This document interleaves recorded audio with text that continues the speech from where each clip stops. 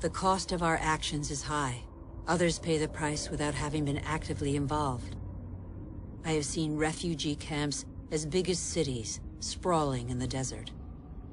How many men, women, and children will be left by the wayside tomorrow?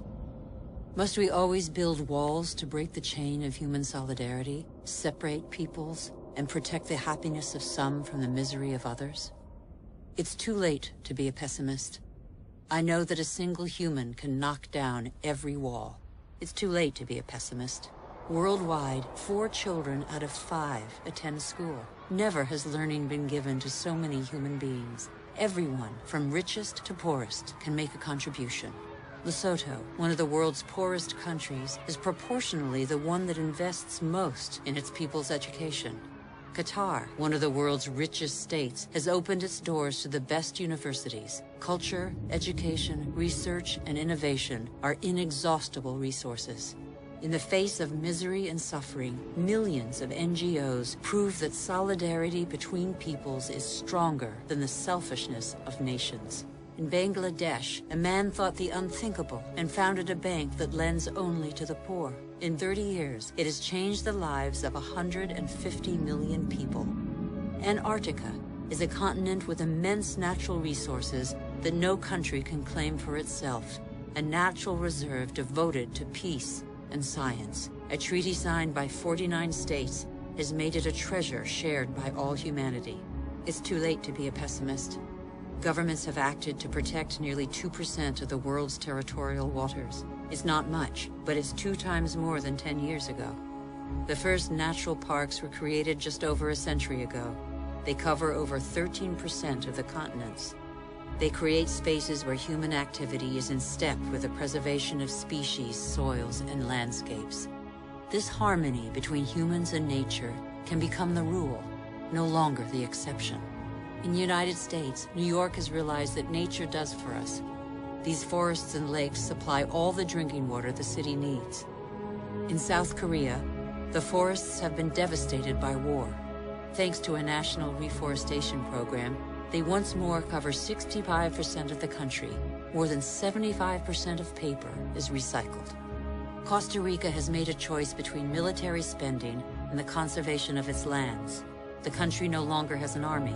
It prefers to devote its resources to education, ecotourism, and the protection of its primary forest. Gabon is one of the world's leading producers of wood. It enforces selective logging, not more than 1 tree every hectare. Its forests are one of the country's most important economic resources, but they have the time to regenerate. Programs exist that guarantee sustainable forest management. They must become mandatory. For consumers and producers, justice is an opportunity to be seized. When trade is fair, when both buyer and seller benefit, everybody can prosper and earn a decent living. How can there be justice and equity between people whose only tools are their hands and those who harvest their crops with a machine and state subsidies? Let's be responsible consumers. Think about what we buy. It's too late to be a pessimist. Agriculture on a human scale. It can feed the whole planet if meat production doesn't take the food out of people's mouths. I have seen fishermen who take care of what they catch and care for the riches of the ocean. I have seen houses producing their own energy. 5,000 people live in the world's first ever eco-friendly district in Freiburg, Germany. Other cities partner the project. Mumbai is the 1,000th to join them. The governments of New Zealand, Iceland, Austria, Sweden, and other nations have made the development of renewable energy sources a top priority. I know that 80% of the energy we consume comes from fossil energy sources. Every week, 2 new coal-fired generating plants are built in China alone. But I have also seen, in Denmark, a prototype of a coal-fired plant that releases its carbon into the soil rather than the air. A solution for the future? Nobody knows yet.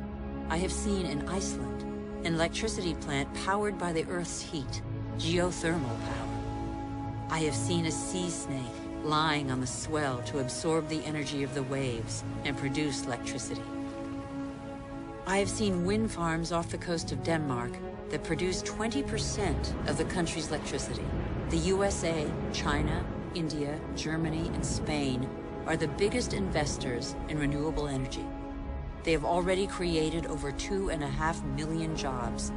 Where on earth doesn't the wind blow? I have seen desert expanses baking in the sun. Everything on Earth is linked, and the Earth is linked to the sun, its original energy source. Can humans not imitate plants and capture its energy? In 1 hour, the sun gives the Earth the same amount of energy as that consumed by all humanity in 1 year. As long as the Earth exists, the sun's energy will be inexhaustible. All we have to do is stop drilling the Earth and start looking to the sky. All we have to do is learn to cultivate the sun. All these experiments are only examples, but they testify to a new awareness. They lay down markers for a new human adventure based on moderation, intelligence, and sharing.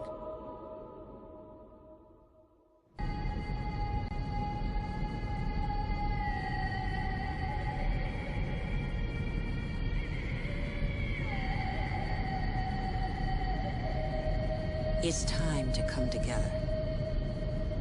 What's important is not what's gone, but what remains. We still have half the world's forests, thousands of rivers, lakes, and glaciers, and thousands of thriving species.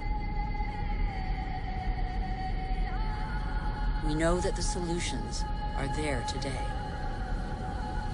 We all have the power to change. So what are we waiting for?